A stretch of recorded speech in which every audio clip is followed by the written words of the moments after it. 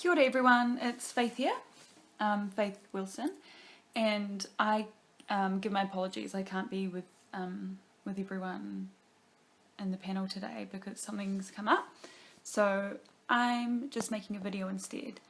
And I was brought to this panel like in the capacity as an artist, I guess, so I'll be sort of talking about that and how politics and art for me are intertwined, and I guess I'll be focusing on the experience of my body.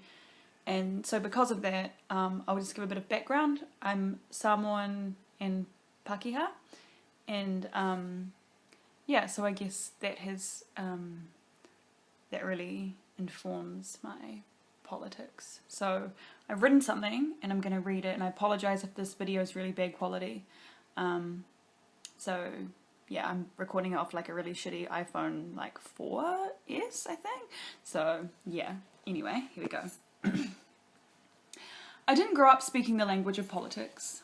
Both my parents were voters, and like they both got a strong interest in politics, but nothing was ever really forced down my throat. And like for me as a young person, like I just didn't care. Like politics was out there, and as far as I was concerned, it didn't concern me. So, my first journeys to the polling booths were like to vote for the legalized marijuana party, and not saying that you shouldn't vote for them, but my reasons for voting for them were just because I didn't care about voting. And so yeah, I guess I kind of like coasted through uni, not really paying attention to anything, like kind of not even reading the news, being generally like uninformed. But then the one thing that has been persistent, I guess, over my entire life has been like my identity issues. So I guess identity is where it all began. And sorry. If politics is about citizenship, then to me it's about people, and it's about bodies. And so my own entry into thinking politically started with the experience of my own female brown body. It wasn't like I woke up one day and thought, I'm gonna, start writing about the body. Like many identity crises, it's been a slow, really shitty process. I'm learning the kind of prejudices about my own self that I've embodied and inherited just from growing up in white middle class New Zealand. And so it's been, a really gnarly process of unlearning and then relearning how my own body navigates its way through multiple cultures and multiple worlds. And it's not like this process stops. It's not like one day I'm like, oh, it's all okay again. It's like the identity crisis awakens something within you. It awakens this feeling of dislocation and dysmorphia, and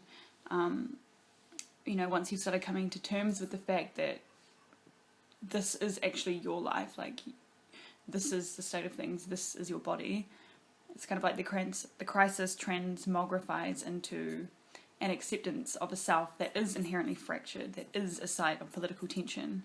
And then I guess once you get used to that, then it becomes a possible tool for politics and a vehicle for protest. Now, when I started coming into myself this way, I've received many, stereotypical comments like, you're not that brown, or, you're a white Samoan, etc. Like, and like those sorts of comments are shitty, but I'm so used to them now.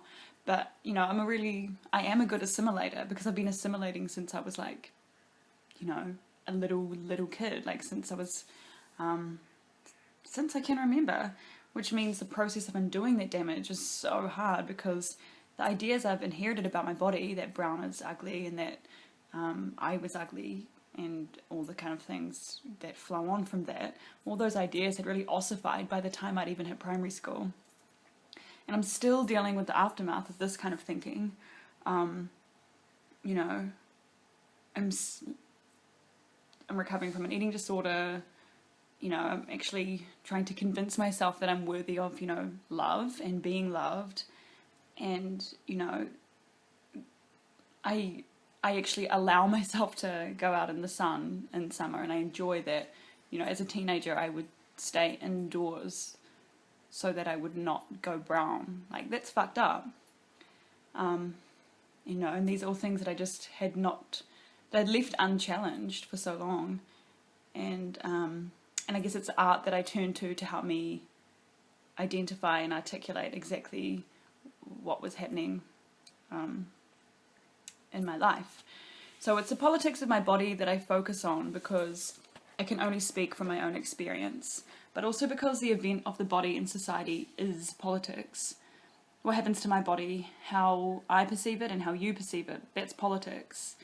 You know, and then I guess what the state decides for my body and other bodies, that's, I guess, politics with a capital P. So I guess, yeah, I'm meant to be talking about art. I started writing poetry as a teenager, which is, you know, pretty classic, you know, nobody gets me kind of shit. But I never took it seriously until I hit my honours year, where I oh my god, someone just started mowing their lawn, sorry. Yeah, so I guess, oh my god, it's really loud. I'm just gonna like stop this for a second. Sorry, this is like the weirdest video. And so, what was I saying? Yeah, so in my honours year I started looking at like a couple of like post-colonial texts, and then I found that like a really strange experience, and I came out of it feeling really confused about what post-colonialism is, because, you know, I had a white male supervisor. You're reading texts and theories written by white males constantly, and so if that's your only entry point into that, then but then there's something fundamentally, I don't know, wrong to me about that. I felt very disillusioned and kind of don't really have any time for that stuff anymore. But yeah, so I wrote my MA in poetry. I guess it was all about the body. That's where I started to really grapple with those ideas in an artistic sense. And then I guess from the, like, for me, art has never not been political. Like, you know, it's focused on the body, my experience in my body, so that is inherently political. So, yeah, I don't know. And, you know, I've had lots of, you know, I've had a lot of learning since then about what it is to be, you know, a spokesperson for, you know, a group of people. Like, you know, I'm often called upon to do these sorts of things as a kind of brown female, and that in itself has its problems. And, you know, I have my own privilege as a brown person. You know, I'm an acceptable, educated brown person. So anyway, these are all things that come into, these are all the politics of not only the art itself, but what being a brown artist is in New Zealand, or brown person.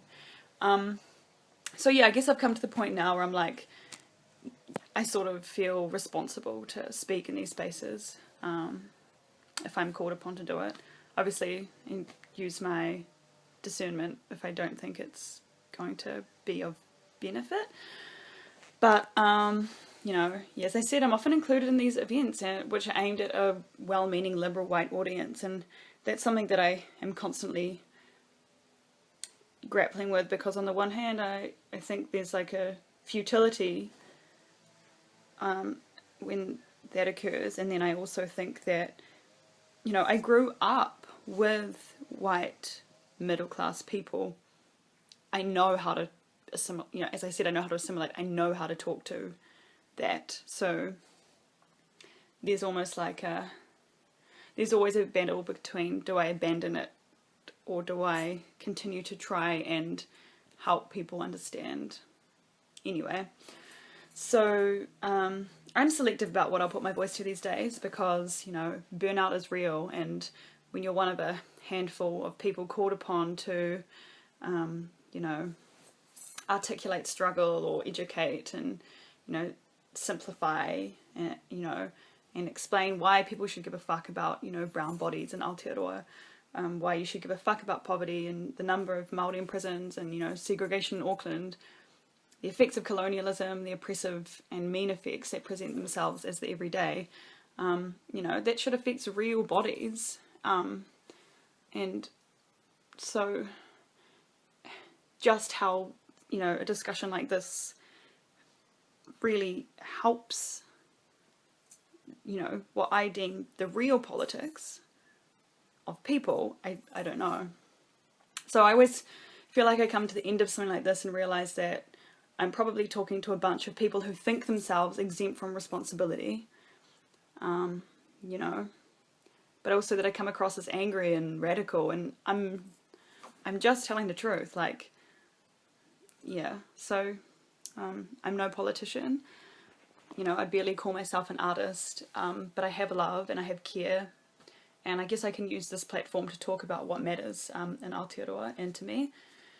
I'm not asking you all to go out there and be saviours, because, you know, that in itself would be fucked up, but I guess the point I'm trying to articulate is that that, you know, real politics is about people, and as long as political discussions continue to exist in discussion halls and, you know, beehives, then the voices of our tangata whenua, the voices of our minority communities, you know, the voices of the, you know, disenfranchised, you know, if they continue to be unheard, then, you know, shit's gonna stay fucked. And, you know, if you disagree that shit's not, like, as messed as it is, like, just look at the effects of colonialism and racism in the, you know, in the situation that just happened with the Metiria today. Like, that is, if that's not evidence, then I'm like, but yeah, so I guess that, like, this is possibly an awkward video, because I'm, yeah, as I said, I'm filming on my phone, I had to read off the screen, so I realised I wasn't really, like, talking at the camera, but, yeah, thanks all for listening, and again, sorry that I can't be there, and I hope that some fruitful discussion comes of this. Bye.